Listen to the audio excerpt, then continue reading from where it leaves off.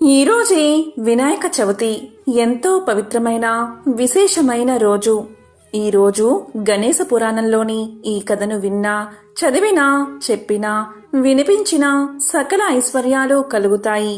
ప్రతి పనిలోనూ మీదే విజయం కలుగుతుంది. మరి ఆ కథ ఏంటో ఇప్పుడు ఈ వీడియోలో తెలుసుకుందాం. పూర్వం ఒకరోజు దేవతలంతా సభలో ఆసీనులై ఉండగా అతిలోక సుందరి అయిన తిలోత్తమ వయ్యారంగా నాట్యం చేస్తూ ఉంది.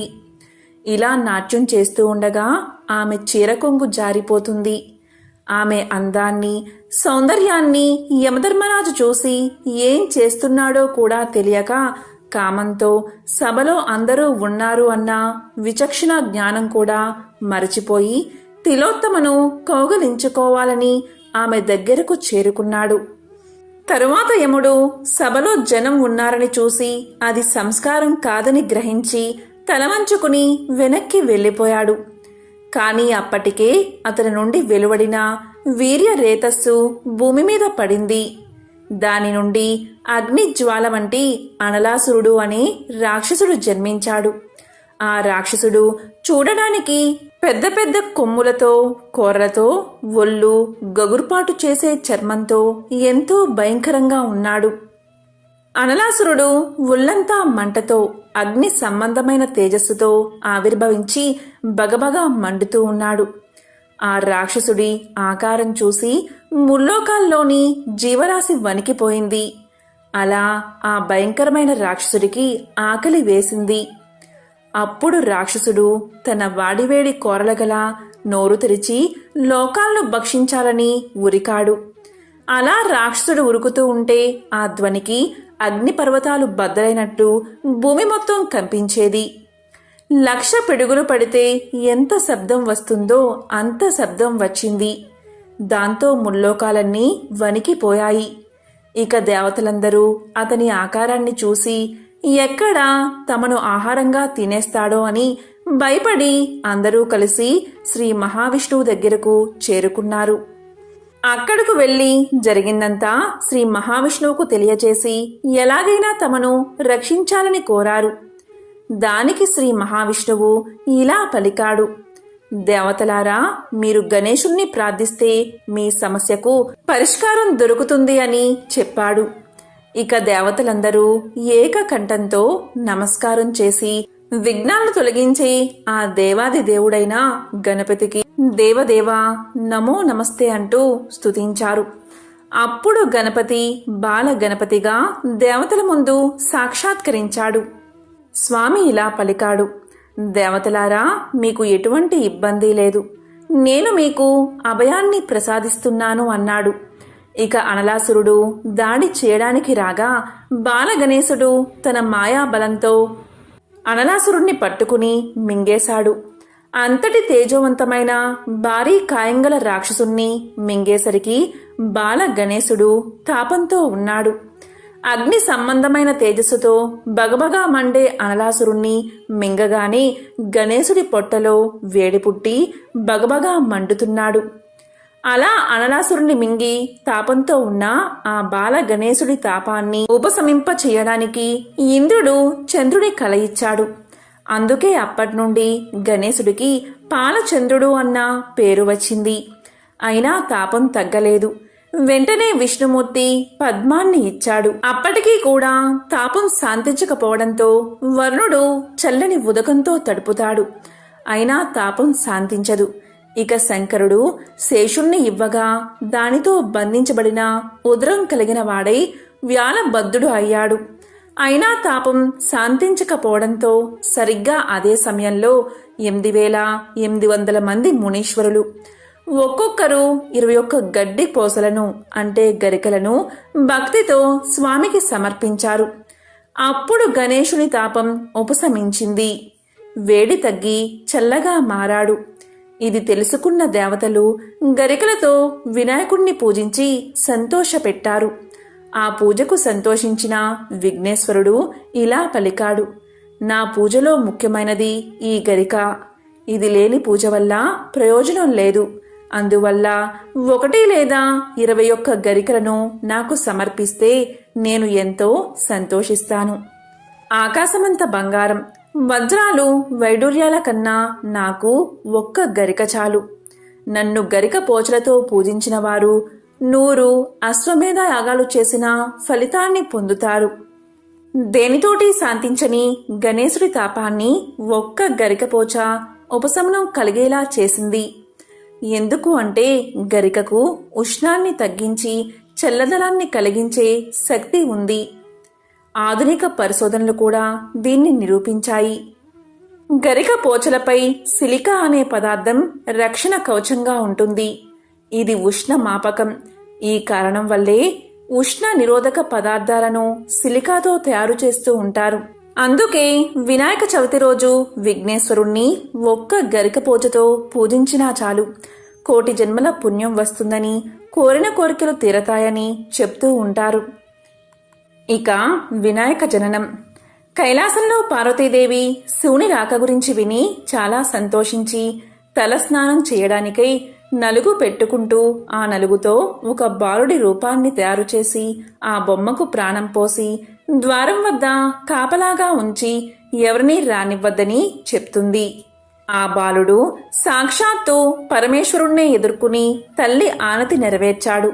ఆ ధిక్కారానికి కోపం వచ్చిన పరమశివుడు అతన్ని శిరచ్ఛేదంగా గావించి లోపలికి వెళ్తాడు. అప్పటికే పార్వతీదేవి స్నానం ముగించి చక్కగా అలంకరించుకుని పతిదేవుని రాకకై ఎదురు చూస్తూ ఉంటుంది. శివునికి ఎదురెళ్లి ప్రియ సంభాషణలు చేస్తూ ఉండగా ద్వారం దగ్గర ఉన్న బాలుడి విషయం వస్తుంది. శివుడు చేసిన పని విని ఎంతో దుఃఖిస్తుంది అమ్మవారు. శివుడు కూడా బాధపడి గజాసురుని శిరస్సును అతికించి ఆ బాలుణ్ణి బతికిస్తాడు. అందువల్లే వినాయకుడు గజాననుడు అయ్యాడు. అతని వాహనం అనింద్యుడు అనే ఎలుక. గజాననుడు తల్లిదండ్రులను భక్తి శ్రద్ధలతో కొలిచేవాడు.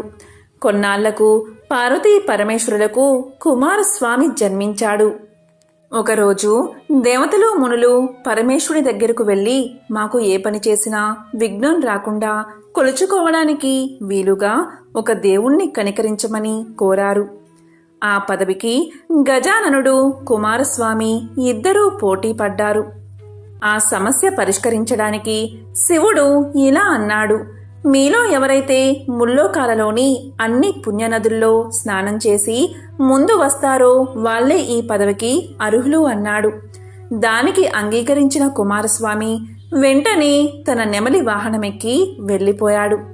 గజానుడు మాత్రం చిన్నపోయిన ముఖంతో, తండ్రి, నా బలాబలాలు తెలిసి మీరు ఇలాంటి షరతు విధించడం సబవేనా? నేను మీ పాద సేవకుణ్ణి కదా, నా మీద దయతలిచి ఏదైనా తరుణోపాయం చెప్పమని కోరాడు. అంతటా శివుడు దయతో ఈ మంత్రాన్ని తెలియచేశాడు. ఇదే నారాయణ మంత్రం. సక్రున్ నారాయణే తుక్మా పుమాన్ కల్పసతత్రయం గంగాది సర్వతీర్థేషు స్నాతో భవతి పుత్రక.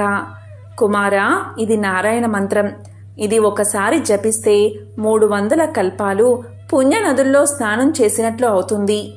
షరతు విధించింది తండ్రే, తరుణోపాయం చూపించింది తండ్రే కాబట్టి ఇంక తాను గెలవగలనో లేదో కుమారస్వామి తిరుగుతూ ఉంటే నేను ఇక్కడే ఉండి ఎలా గెలుస్తాను అని సందేహించకుండా ఆ మంత్రం మీద భక్తి శ్రద్ధలతో జపిస్తూ 3 సార్లు తల్లిదండ్రులకు ప్రదక్షిణ చేసి కైలాసంలోనే ఉండిపోయాడు. అక్కడ కుమారస్వామికి 3,50,00,000 నదుల్లో ఏ నదికెళ్లినా అప్పటికే గజాననుడు ఆ నదిలో స్నానం చేసి తనకెదురు వస్తున్నట్లు కనిపించేవాడు. అన్ని నదులు తిరిగి కైలాసానికి వచ్చేసరికి అన్నగారు తండ్రి పక్కనే ఉన్నాడు. తన అహంకారానికి చింతించి కుమారస్వామి ఇలా పలికాడు: తండ్రి, అన్నగారి మహిమ తెలియక ఏదో అన్నాను. నన్ను క్షమించి అన్నకే ఆధిపత్యం ఇవ్వండి అన్నాడు. ఈ విధంగా భాద్రపద శుద్ధ చవితి రోజు గజాననుడు విఘ్నేశ్వరుడు అయ్యాడు. ఆ రోజు అన్ని దేశాల్లోని భక్తులందరూ విఘ్నేశ్వరుడికి అనేక రకాలైన పిండి వంటలు, కుడుములు, టెంకాయలు, పాలు, తేనె, అరటిపళ్ళు, పానకం, వడపప్పు సమర్పిస్తారు. విఘ్నేశ్వరుడు తృప్తిపడి తిన్నంత తిని తన వాహనానికి పెట్టి తీసుకెళ్లగలిగినంత తీసుకుని భుక్తాయాసంతో చీకటి పడేవేళకు కైలాసం చేరుకున్నాడు. ఎప్పటిలాగా తల్లిదండ్రులకు వంగి నమస్కారం చెయ్యబోతే తన వల్ల కాలేదు. చేతులసలు నేల కానితేనా, పొట్ట వంగితేనా? అలా విఘ్నేశ్వరుడు అవస్థ పడుతుంటే శివుని శిరస్సుపై ఉన్న చంద్రుడు పకపకా నవ్వాడు. చంద్రుని చూపు సోకి వినాయకుని పొట్ట పగిలి కుడుములన్నీ దొర్లుకుంటూ బయటకు వచ్చేశాయి. అప్పుడు పార్వతీదేవి దుఃఖిస్తూ చంద్రుణ్ణి ఇలా శపించింది. ఓరి పాపాత్ముడా, నీ చూపు తగిలి నా కొడుకు మరణించాడు. అందుకని నిన్ను చూసిన వాళ్ళు పాపాత్ములై నీలాప నిందలను పొందుతారు అని శపించింది. ఆ సమయంలోనే సప్తఋషులు యజ్ఞం చేస్తూ తమ భార్యలతో అగ్నికి ప్రదక్షిణలు చేస్తున్నారు. అగ్నిదేవుడు ఆ ఋషిపత్నులను చూసి మోహించాడు. కాని ఋషుల శాపాలకు భయపడ్డాడు. అతని కోరిక గ్రహించిన అగ్నిదేవుని భార్య ఒక్క అరుంధతి రూపం తప్ప మిగతా అందరి రూపాలను ధరించి అతనికి ప్రియం చేసింది. ఋషులు అది చూసి తమ భార్యలే అని తలచి వాళ్లను వదిలేశారు. దీనికి కారణం వారు చంద్రుణ్ణి చూడడమే. దేవతలు, మునులు వెళ్లి శ్రీ మహావిష్ణువుకు జరిగిన అపరాధాన్ని విన్నవించారు. మహావిష్ణువు సర్వజ్ఞుడు. అప్పుడు అతను అసలు విషయం తెలుసుకుని ఋషులకు వివరించి వాళ్ల కోపాన్ని పోగొట్టాడు. కైలాసానికి చేరుకుని విఘ్నేశ్వరుడి పొట్టను పాముతో కుట్టించి అమరత్వాన్ని ప్రసాదించాడు.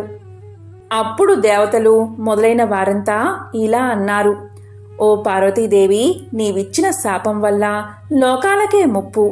నీ శాపాన్ని ఉపసంహరించు అన్నారు. పార్వతి కూడా తన కుమారుణ్ణి ముద్దాడి, ఏ రోజైతే చంద్రుడు నా కుమారుణ్ణి చూసి నవ్వాడో ఆ రోజు చంద్రుణ్ణి చూడరాదు అని శాప ఉపశమనాన్ని కలగజేసింది. ఆ రోజు భాద్రపద శుద్ధ చతుర్థి. ఆ రోజు చంద్రుణ్ణి చూడకుండా అందరూ జాగ్రత్త పడ్డారు. ఇలా కొన్నాళ్లు జరిగింది. ద్వాపర యుగంలో ద్వారకలో ఉన్న కృష్ణుడి దగ్గరకు నారదుడు వచ్చి ఆ కబురు ఈ కబురు చెప్పి చంద్రుని మీద శాప విషయం కూడా చెప్పాడు.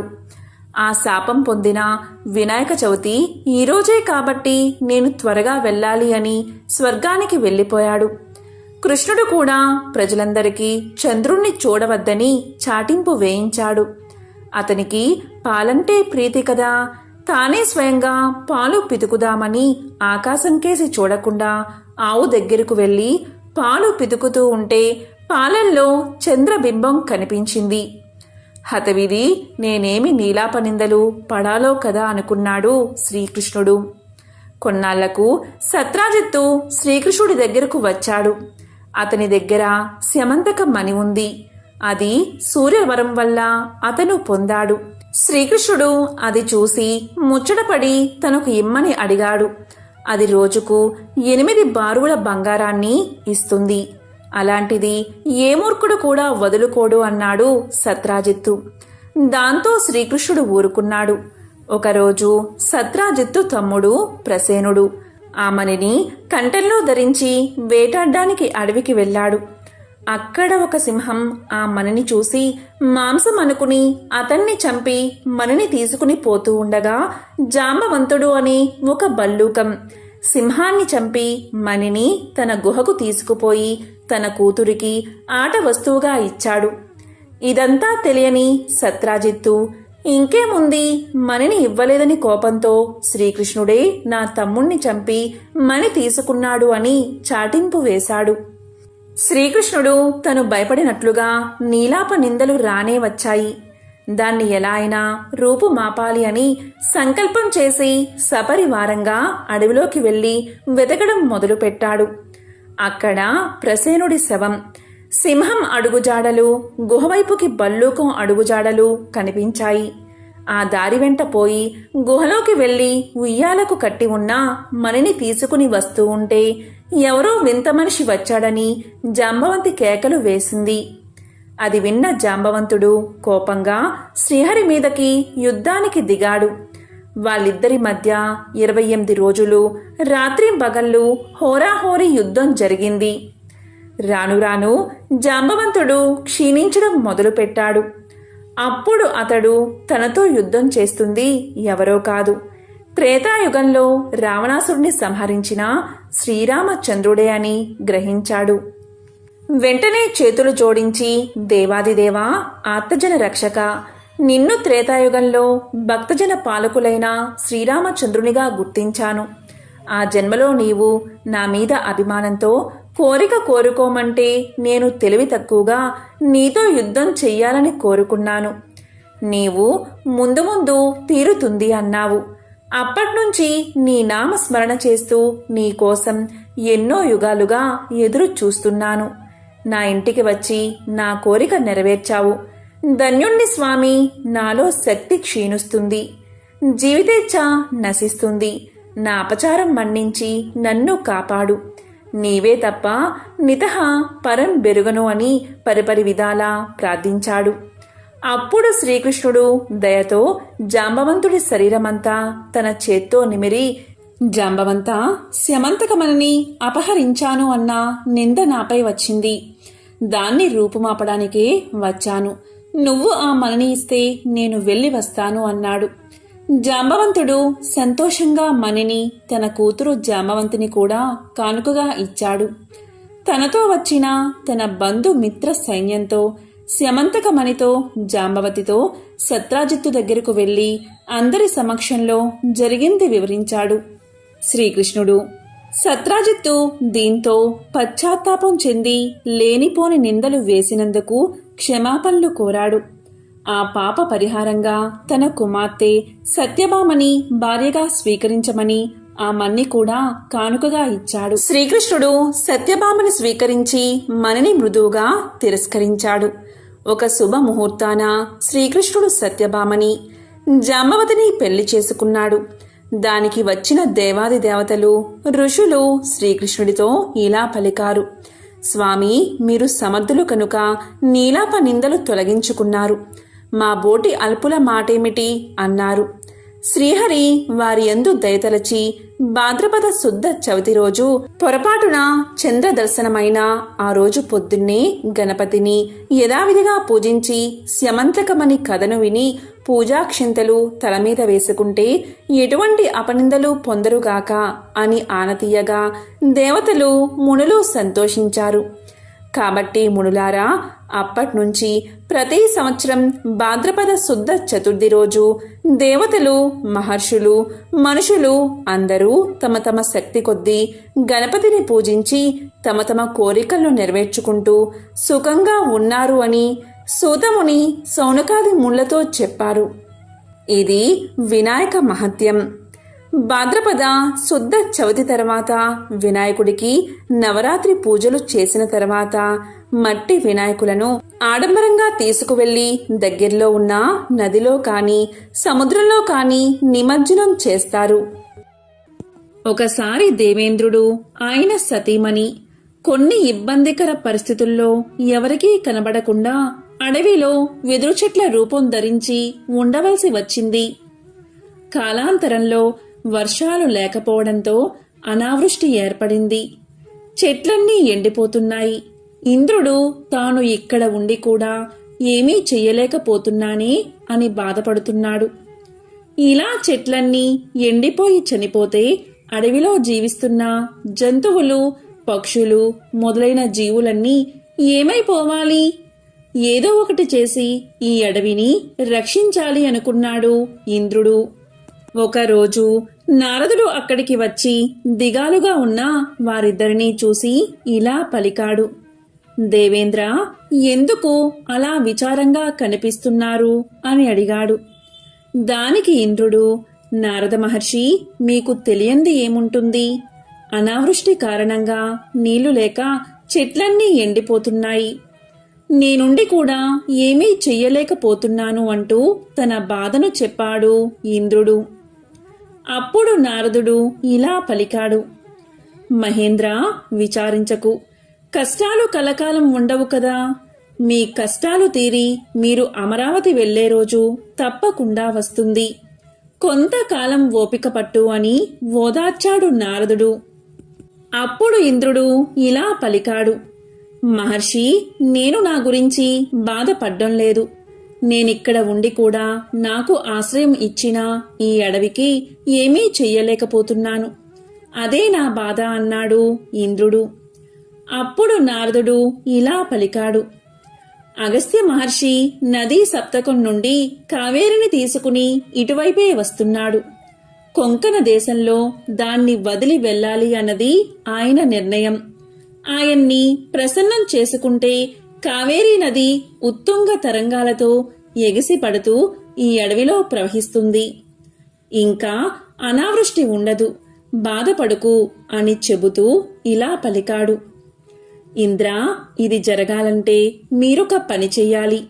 పార్వతీమాతను ప్రసన్నం చేసుకోవాలి.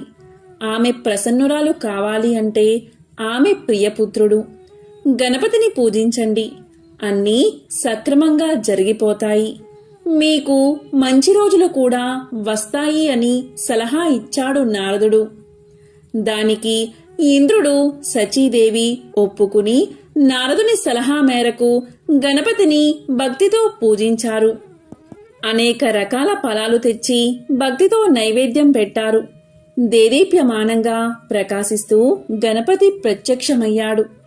సచీ ఇంద్రులు ఆయనకు ఆనంద బాష్పాలతో అభిషేకం చేశారు.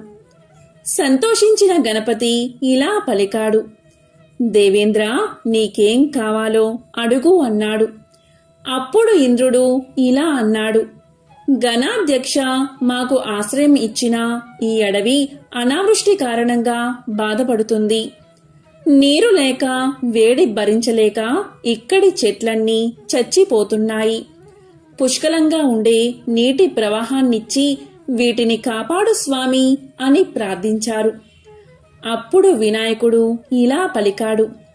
దేవేంద్ర, స్వర్గలోకమా, భూలోకమా, పాతాళమా, ఎక్కడ్నుండి జలధార కావాలో చెప్పు అన్నాడు.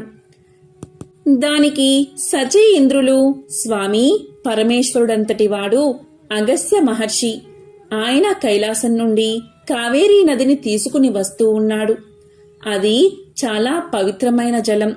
దాన్ని ఇక్కడ ప్రవహింపచేస్తే అడవంతా సంతోషిస్తుంది అన్నారు. ఆ మాటలు విని దేవేంద్రుడి కోరిక తీరుస్తాను అని చెప్పి అదృశ్యమయ్యాడు గణపతి. అప్పటికే కావేరీ నదిని కమండలంలో నింపుకుని కొంకణ దేశం వైపు బయలుదేరాడు అగస్త్యుడు.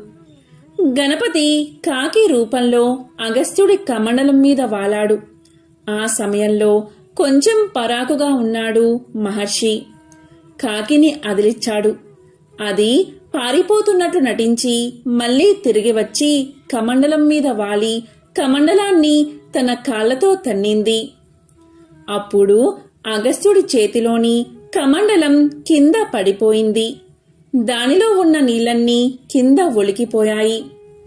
అయ్యో పరమేశ్వరా, నేను పడ్డ కష్టం వృధా అయిపోయిందే అని బాధపడ్డాడు మహర్షి.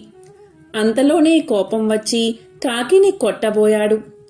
కాకి మాయమైపోయింది. ఆశ్చర్యంగా చూస్తూ అలాగే నిలబడిపోయాడు అగస్త్యుడు. అదే సమయంలో ఒక బ్రహ్మచారి వచ్చి నిలబడ్డాడు. అతడే ఇలా మాయవేషాలు వేస్తున్నాడు అనుకుని కోపంతో కొట్టబోయాడు అగస్త్యుడు. ఆ బ్రహ్మచారి పక్కకు జరగగా అగస్త్యుడి చెయ్యి అతడి తలకు తగిలింది. దొరకకుండా తప్పించుకుంటూ దూరంగా పారిపోతూ ముప్పు తిప్పలు పెట్టాడు ఆ బ్రహ్మచారి. కోపంతో వెంటపడ్డాడు మహర్షి. ఏమైనా సరే తన వెంట తెచ్చుకున్న పవిత్రమైన జలాన్ని పారబోసిన ఆ బ్రహ్మచారిని వదలకూడదు అనే నిశ్చయంతో ఆ బ్రహ్మచారి దొరకకపోతాడా అని చూస్తూ నిలబడ్డాడు మహర్షి. అదే సమయంలో శూర్పకర్ణం, లంబోదరం, ఏనుగుతల, ఎలుక వాహనంతో భవానీమాత కుమారుడు గణపతి తన గణాలతో సహా వచ్చి నిలబడ్డాడు. కాకి రూపంలోనూ బ్రహ్మచారి రూపంలోనూ తనను అల్లరి పెట్టింది గణపతి అని అర్థం చేసుకున్నాడు అగస్త్యుడు. వెంటనే పశ్చాత్తాపంతో ఇలా పలికాడు. అయ్యో గణాధ్యక్ష, వినాయక, నేనెంత అపరాధిని, ఎంత పాపం చేశాను. నా పాపానికి నిష్కృతి లేదు. అపచారం చేశాను. నన్నేం చేసినా పాపం లేదు. అవివేకంతో నిన్ను గుర్తించలేక కొట్టబోయాను. నన్ను క్షమించు అంటూ తలమీద ముట్టుకుంటూ ఏడ్చేస్తున్నాడు అగస్త్యుడు. అప్పుడు గణపతి చిరునవ్వుతో ఇలా పలికాడు. అగస్త్య, పొరపాటు ఎవరికైనా సహజమే. నీ మీద నాకు కోపం లేదు. నీకేం కావాలో అడుగు అన్నాడు. దానికి అగస్త్యుడు, స్వామి, నేను చేసింది తప్పే. వివేకం వదిలేసి కోపంతో నీ తలమీద ముట్టాను అంటూ పశ్చాత్తాపంతోనూ బాధతోనూ తన తలమీద మళ్లీ మళ్లీ ముట్టుకుంటున్నాడు. కొంచెం సేపటికి తేరుకుని కింద పడిన కమండలాన్ని చేతిలోకి తీసుకుని శివార్చనకు కూడా నాకు నీరు మిగలలేదు అన్నాడు దిగులుగా. అప్పుడు స్వామి, బాధపడకు, శివార్చనకు నీరు నేనిస్తాను అని గణపతి తన తొండాన్ని చాపి కింద పడిన కావేరి నీటిని తీసి కమండలాన్ని నింపి అగస్త్యుడికి ఇచ్చాడు. మహర్షి, ఇంద్రుడి కోరిక మీద అడవిని రక్షించడానికి ఈ నీరు తీసుకోవలసి వచ్చింది. అదే కావేరీ నీటిని నా తొండంతో నీ కమండలంలోనే పోసిస్తున్నాను. శివార్చనకు ఇది పవిత్రమైన జలమే. నన్ను తలమీద ముట్టానన్న బాధతో నిన్ను తలమీద ముట్టుకున్నావు. ఇప్పట్నుంచి ఎవరైతే నా అనుగ్రహం పొందాలని నన్ను పూజించేటప్పుడు తలమీద మొట్టికాయలు ముట్టుకుంటారో వాళ్ళని వెంటనే అనుగ్రహించి వాళ్ళ కోరికలు తీరుస్తాను. నా తండ్రితో సమానుడువు. నీ మీద నాకు ఎటువంటి కోపమూ లేదు. ఈ వరానికి నువ్వు అర్హుడవే. నీ వలన నా భక్తులు తక్కువ పూజతో ఎక్కువ ఫలితాన్ని పొందుతారు అని చెప్పి ఇంకా ఎన్నో వరాలు అగస్త్య మహర్షికి ఇచ్చి అంతర్ధానమయ్యాడు గణపతి.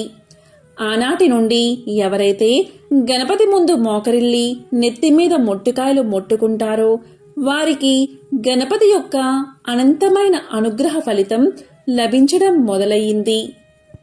అప్పట్నుంచి అగస్త్యుణ్ణి తలుచుకుంటూ గణపతికి మొక్కేవారు అందరూ మొట్టికాయలు వేసుకోవడం ఆనవాయితీగా వస్తుంది. ఎంతో పవిత్రమైన విశేషమైన ఈ కథను ఈరోజు విన్నా, చదివినా, చెప్పినా, వినిపించినా సకల శుభాలు కలుగుతాయి. జన్మల దోషాలు తొలగి కోటి జన్మల పుణ్యం వస్తుంది. ఓం గం గణాధిపతయే నమః. ఈరోజు ఏమీ చెయ్యకపోయినా సరే వినాయకుని పెళ్లి కథను విన్నా లేక చదివినా సకల శుభాలు కలుగుతాయి. జన్మల దోషాలు తొలగి కోటి జన్మల పుణ్యం వస్తుంది. మరి ఆ కథ ఏంటో ఇప్పుడు ఈ వీడియోలో తెలుసుకుందాం. వివాహం కొత్త ఇంట్లోకి ప్రవేశించే సమయంలో సైతం వినాయకుడికే తొలి స్థానం. పురాణాల ప్రకారం గణేశుడు పార్వతీ పరమేశ్వరుల పుత్రుడు. అయితే వినాయకుడు బ్రహ్మచారి అని, తనకు పెళ్లి జరగలేదని అనేక కథలు ప్రచారంలో ఉన్నాయి. ఎందుకు అంటే వినాయకుడు బ్రహ్మచారిగా ఉండాలని కోరుకున్నాడట. కానీ వినాయకుడికి ఒకరితో కాదు, ఏకంగా 2 మహిళలతో వివాహం జరిగిందని కొన్ని పురాణ కథలు చెబుతున్నాయి. దైవక యోగం ద్వారా 2 స్త్రీలను వినాయకుడు పెళ్లి చేసుకున్నాడట. ఆ కథలేంటో ఇప్పుడు తెలుసుకుందాం. ఒకసారి వినాయకుడు ప్రశాంతమైన వాతావరణంలో తపస్సు చేస్తూ ఉంటాడు. ఆ సమయంలో అటుగా వెళుతున్న తులసి గణేశుణ్ణి చూసి ఆకర్షితురాలు అవుతుంది. అంతేకాదు, వినాయకుణ్ణి వివాహం చేసుకోవాలని కోరుతుంది. దానికి విఘ్నేశ్వరుడు ఇలా చెప్తాడు. చూడు తులసి, నేను బ్రహ్మచారిని, నిన్ను వివాహం చేసుకోవడం కుదరదు అని చెప్పి ఆమె ప్రతిపాదనను వినాయకుడు తిరస్కరిస్తాడు. దానికి తులసి ఇలా పలుకుతుంది. చూడు విఘ్నేశ్వర, ఆడదాన్నై ఉండి మనసులో కోరిక చెప్పి నీ ముందు పెట్టినా కూడా నీవు నన్ను తిరస్కరించావు. కాబట్టి నీకు ఇదే నా శాపం. నీవు ఎలా అయితే నన్ను పెళ్లి చేసుకోనని తిరస్కరించావో ఆ పెళ్లి నీకు 2 అవుతుంది. 1 కాదు, 2 పెళ్లిళ్ళు అవుతాయని కోపంతో శపించింది తులసి. అలా శాపం ఇవ్వడం గణేశుడికి నచ్చలేదు. వెంటనే కోపంతో విఘ్నేశ్వరుడు ప్రతిశాపాన్ని ఇలా ఇచ్చాడు. చూడు తులసి, నీవు నన్ను వివాహం చేసుకుంటాను అని అన్నావు. నేను బ్రహ్మచారిని కాబట్టి చేసుకోను అన్నాను. ఇందులో నా తప్పు ఏమాత్రమో లేదు కదా.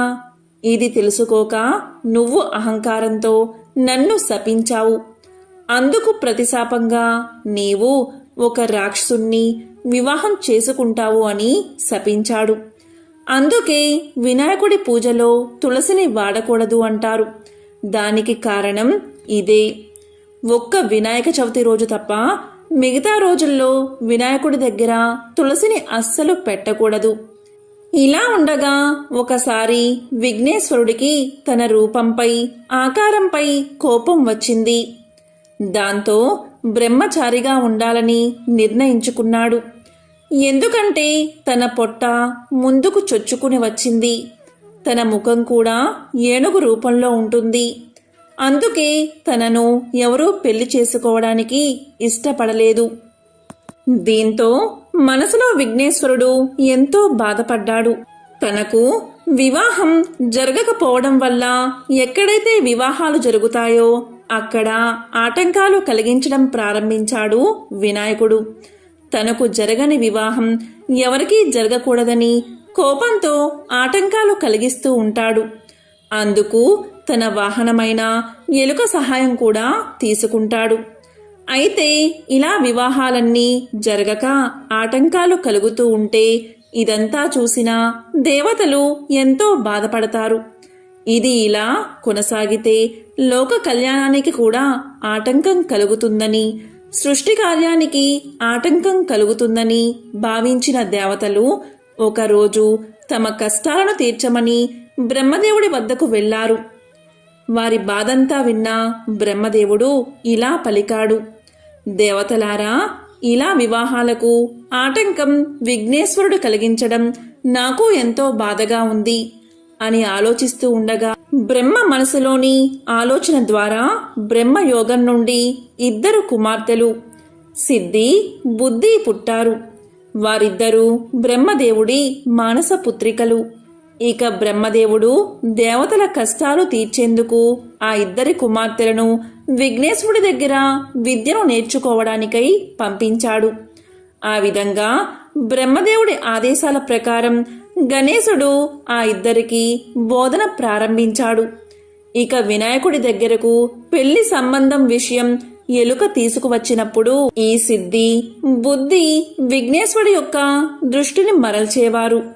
ఇలా లోకంలో మళ్లీ వివాహాలు జరగడం ప్రారంభమయ్యాయి. ఈ విధంగా కొన్నేళ్లు సాగగా ఒకరోజు విఘ్నేశ్వరుడికి నిజం తెలిసిపోయింది. లోకంలో అందరూ వివాహం చేసుకుంటున్నారని, దీనికి సిద్ధి, బుద్ధే కారణమని తెలుసుకుని కోపంతో వారిని శపించబోయాడు. ఆ సమయంలో అక్కడ బ్రహ్మదేవుడు ప్రత్యక్షమై ఇలా అంటాడు: చూడు విఘ్నేశ్వర, ఈ సిద్ధి బుద్ధులకు నువ్వంటే ఎంతో ఇష్టం కాబట్టి వారిద్దరినీ నువ్వు వివాహం చేసుకో అని ప్రతిపాదించాడు. దానికి విఘ్నేశ్వరుడు ఒప్పుకుంటాడు. ఆ తరువాత సిద్ధి, బుద్ధులతో విఘ్నేశ్వరుడి వివాహం అంగరంగ వైభవంగా జరిగింది. ఆ తర్వాత వారికి 2 కుమారులు జన్మించారని, వారి పేర్లు శుభం, లాభం అని పురాణాలు తెలియచేస్తున్నాయి. ఎంతో విశేషమైన ఈ కథను వింటే చాలు సకల శుభాలు కలుగుతాయి. విఘ్నేశ్వరుడి వివాహానికి సంబంధించిన మరొక చిత్రమైన కథను ఇప్పుడు విందాం. మీరు ఎన్నడైనా వినాయకుడి పెళ్లి గురించి విన్నారా? వినాయకుడి తమ్ముడు సుబ్రహ్మణ్యం చాలా అందంగా ఉంటాడు. అన్నకంటే ముందు తమ్ముడి పెళ్లే కుదిరింది. అంగరంగ వైభోగంగా జరిగింది పెళ్లి. ఎక్కడెక్కడో దేవతలో సుబ్రహ్మణ్యుడి పెళ్లికి విచ్చేశారు. దాన్ని చూసిన తర్వాత వినాయకుడికి అనిపించింది తనకు పెళ్ళైతే బావుంటుంది కదా అని. పెళ్లి హడావుడి తగ్గే వరకు ఆగి తరువాత అమ్మ పార్వతి ఖాళీగా కూర్చున్నప్పుడు ఆమె దగ్గరకు వెళ్లి నిలబడ్డాడు వినాయకుడు.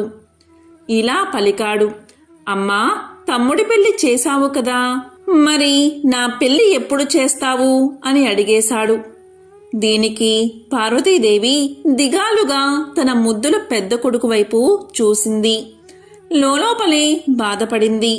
చిన్నవాడు సుబ్రహ్మణ్యుడేమో ఎంతో అందంగా ఉంటాడాయే, దాంతో వాళ్ళు పిలిచి పిల్లను ఇచ్చారు.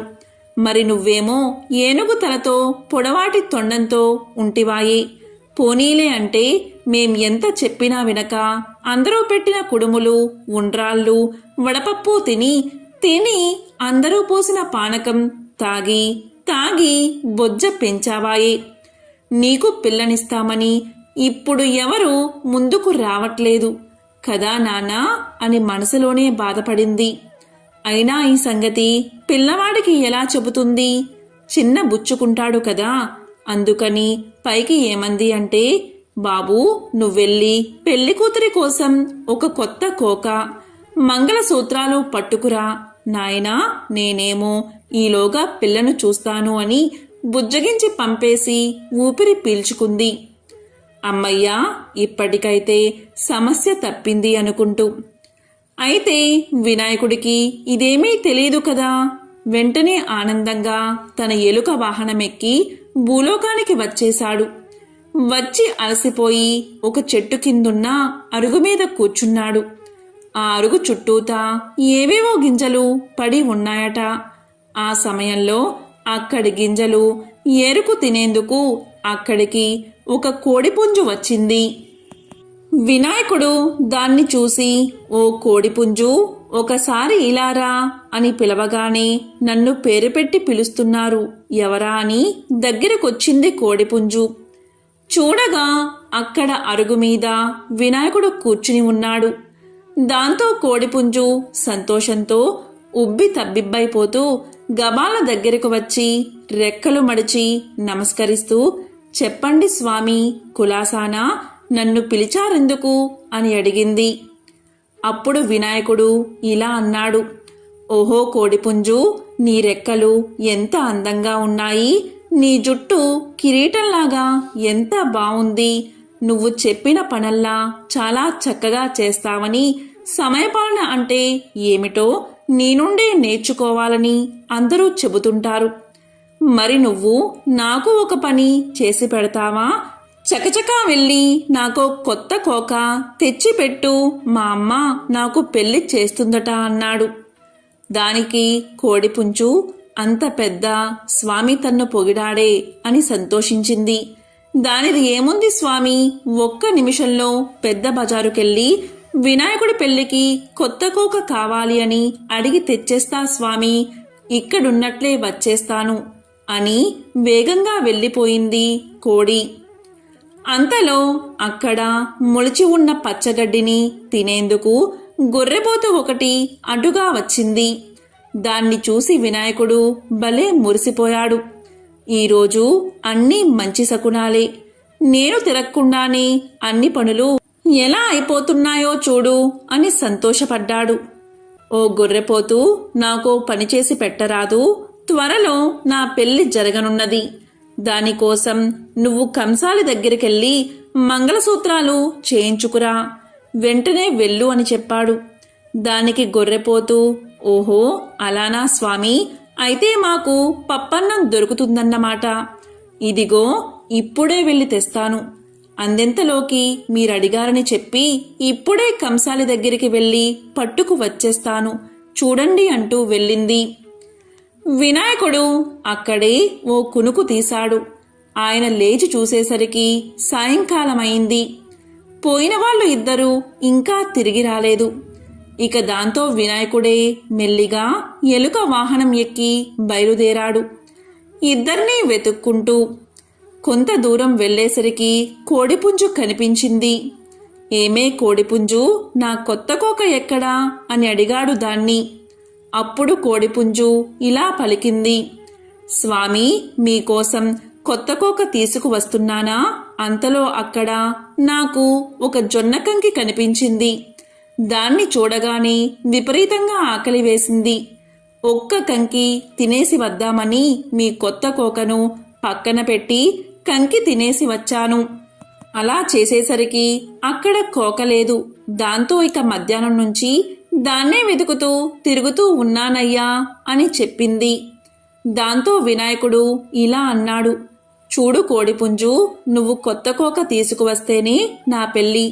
అందుకని త్వరగా వెళ్ళి వెతుక్కురా, లేకపోతే ఎలుక చేత నిన్ను కొరికించేస్తా, జాగ్రత్త అని బెదిరించాడు. దాంతో కోడిపుంజు కొత్త కోకో అని అరుచుకుంటూ ఆ కొత్త కోక కోసం ఈనాటికి వెతుకుతూనే ఉంది. పాపం ఆ అరుపేనట మనకు కొక్కరొక్కో అని వినబడేది. కోడిపుంజు కోక తేకపోయేసరికి ఇక సరేలే అని వినాయకుడు గొర్రెను వెతుకుతూ ఆ బజారు ఈ బజారు తిరిగాడట.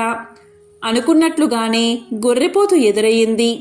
స్వామి కోపంగా, ఏ గొర్రెపోతూ, నా తాలిబొట్టెక్కడా అనగానే అది వణికిపోతూ, స్వామి తమరు అడిగారని చెప్పగానే కంసాలి కనకయ్య తాలిబొట్టు చేసి ఇచ్చేశాడు. ఆ తర్వాత వస్తూ ఉంటే నాకు ఆకలి వేసింది. ఆ సజ్జ చేలో గడ్డి తింటూ ఒక్క క్షణం ఏమారాను. అంతలోనా ఎవరో ఆ తాలిబొట్టు కాజేశారయ్యా అని భయపడుతూ చెప్పింది గొర్రెపోతు. వినాయకుడికి మహా కోపం వచ్చేసింది. నువ్వు త్వరగా వెతికి తెచ్చివు, నా పెళ్లి జరగాలి అంటే ఆ తాళి కావాల్సిందే అనేశాడు కోపంగా. అలాగే స్వామి అని గొర్రెపోతూ పాపం ఆనాటి నుండి ఈనాటి వరకు వంచిన తల ఎత్తకుండా ఆ తాలిబొట్టు కోసం వెతుకుతూనే ఉంది. అయినా ఏం చేస్తాం, ఈ రోజు వరకు కూడా అటు తాలిబొట్టు కాని ఇటు కొత్త కోక గాని రానేలేదు. దాంతో మరి వినాయకుడి పెళ్లి జరగనేలేదు. పైపెచ్చు వినాయకుడి పెళ్లికి 1000 విఘ్నాలు అన్న సామెత కూడా పుట్టింది. ఒకానొకప్పుడు లక్ష్మీదేవి మానస సరోవరంలో జలకాలాడుతూ ఉండగా పార్వతీదేవి విష్ణు రూపాన్ని ధరించి లక్ష్మిని సమీపించింది. నవమోహనంగా కనిపించిన నారాయణుడి వేషంలో ఉన్న పార్వతికి కూడా లక్ష్మి సౌందర్యం మనోహరంగా కనిపించింది. ఇద్దరూ ఒకరిపై ఒకరు ఆప్యాయంగా చూసుకున్నారు.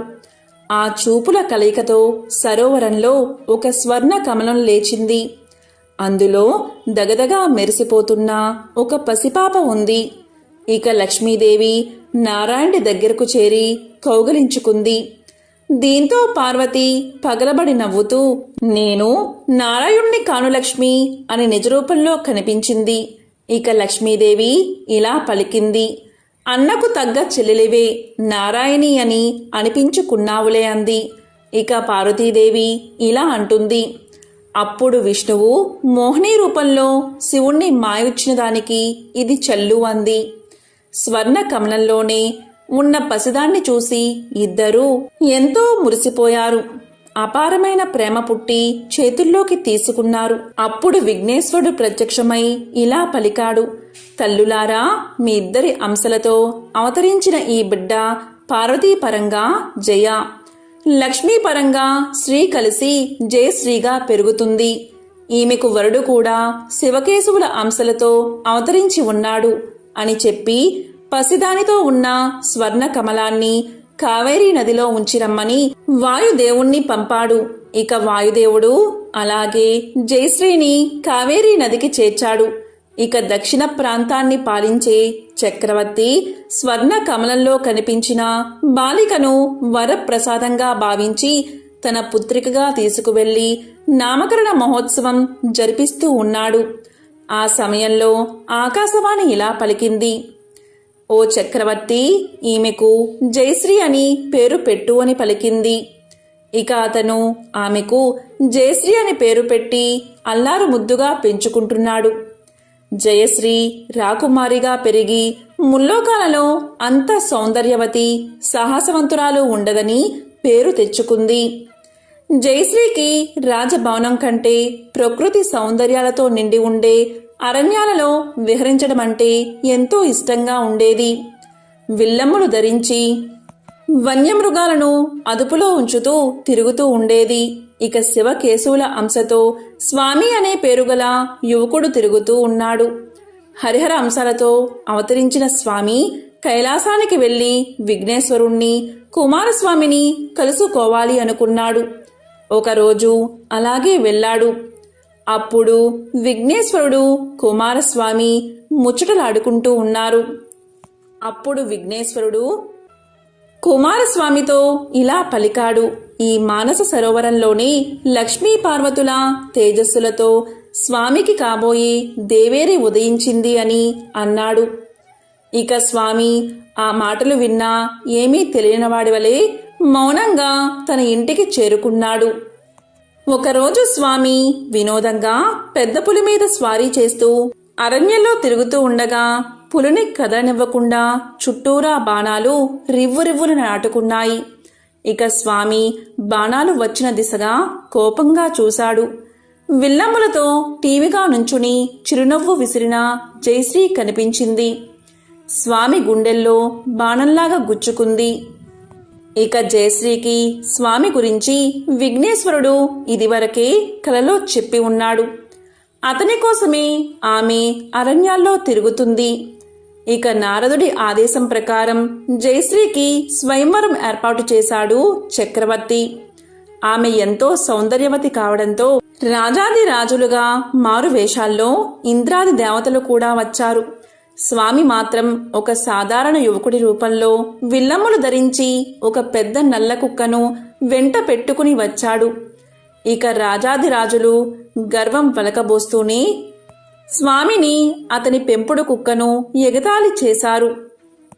దీంతో స్వామి యొక్క కుక్క పెద్ద పులిగా మారింది. ఇక స్వామి దానిపై కూర్చున్నాడు. దీంతో స్వామిని చూసిన జయశ్రీ పరిగెత్తుకుంటూ వచ్చి అతని మెడలో వరమాల వేసింది. ఈ దృశ్యాన్ని చూసిన రాజుల వేషంలో ఉన్న దేవతలు స్వామిపై యుద్ధానికి దిగారు. అప్పుడు స్వామి తన నిజరూపంతో హరిహర స్వామిగా సాక్షాత్కరించాడు. ఇక దేవతలందరూ చేతులెత్తి శరణం స్వామి అని పలికారు. ఆ విధంగా స్వామి జయశ్రీల వివాహం దేవాతి దేవతల మధ్య మహావైభవంగా జరిగింది. ఎంతో విశేషమైన పవిత్రమైన ఈరోజు విఘ్నేశ్వరుడి వివాహానికి సంబంధించిన ఈ కథలను విన్నా, చదివినా, చెప్పినా, వినిపించిన సకల శుభాలు కలుగుతాయి. సనాతన ధర్మంలో ఏ దైవ కార్యమైనా వినాయకుడి పూజతోనే ప్రారంభమవుతుంది. ఓం గం గణపతియే నమః ఈ మంత్రం ఎంతో విశేషమైనది. గణపతి మూలాధార చక్రానికి అధిపతి. అందువల్ల ఈ మంత్రంతో మూలాధార చక్రానికి శక్తి లభించి ఉత్తేజితమవుతుంది. ఈ మంత్రాన్ని జపిస్తే ఆటంకాలన్నీ తొలగిపోతాయి. ఓం శ్రీం హ్రీం క్లీం గ్లౌం గహ గణపతియే నమః అనే మంత్రం చాలా విశేషమైనది.